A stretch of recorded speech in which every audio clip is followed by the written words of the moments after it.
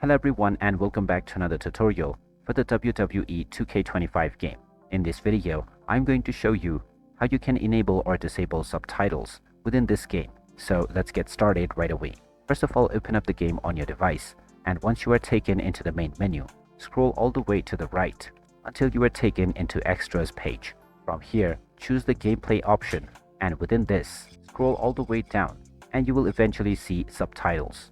Now, no matter what option you choose, within this page, only the offline plays will be affected, which means that if the value is set to on, then you will see subtitles appear within your match.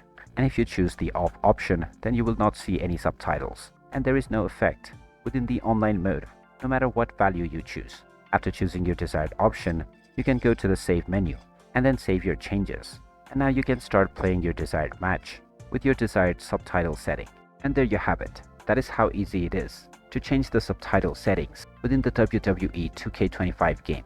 If you find this video helpful, don't forget to hit that like button and subscribe to our channel for more useful tips and tutorials. Thanks for watching, and I'll see you again in the next one.